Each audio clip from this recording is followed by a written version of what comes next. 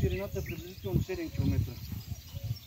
През 2000 година територията на остров Персин, заедно с територията на множество по-малки дунавски острови, е обявена за природен парк. Това е природен парк Персина. Изключително голямо биоразнообразие, повече от 1100 вида птици и животни и повече от 800 вида растителност може да бъде наблюдавана тук през различните месеци от годината. Служителите на природния парк чрез система от 2 или 3 шлюза, това е връзка с река Дунав, умишлено наводняват част от територията на острова, за да създават условия за гнездене на така наречените влаголюбиви птици. До 1949 година остров Персин, както и по-малките острови, са били на хората от тогавашното село Белене. Тук те са изкарвали своите животни на паша, мястото е било предпочитано за лов и риболов. Отглеждали са все повече от 1000 пчелни кошера за добив на пчелен мед. Със секретно постановление от 27 април 1949 г. Българската комунистическа партия решава тук да бъде разкрито трудово-възпитателно общежитие Белене, останало в нашата история като втори обект на концлагера Белене.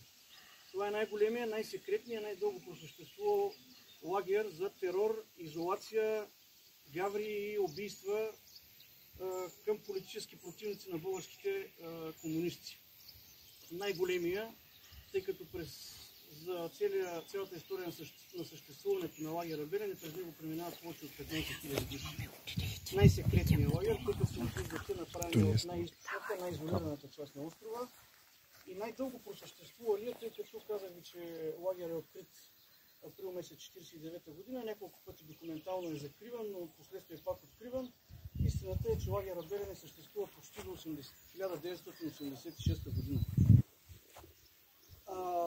Първите 200 лагеристи са преместени от друго място за изолация, мините Богданов дол край Перник. Тези хора са разтоварвани на ЖП гарата в Белене и под охрана от конни милиционери, сегашни полицаи, както казваме, преминават цялото разстояние пеша до тук. И първите няколко месеца тия 200 души са живели буквално в окопи и землянки, издълбани собственоръчно от тях в земята и покрити с растителност от острова, т.е. с клони от острова, от близките гори. Много бързо броя на лагеристите става, няколко пъти се увеличава, тогава се взема решение да бъдат построени между 10 и 12 дървени бараки, където са преместени хората. Всяка от бараките е можело да събере между 450 и 500 души. В началото на 50-те години в лагера Белене лежат малко повече от 5000 души. Пак казвам, това са хора неосъдени, наричаме ги лагеристи, тъй като не са имали дори формални присъди, просто са били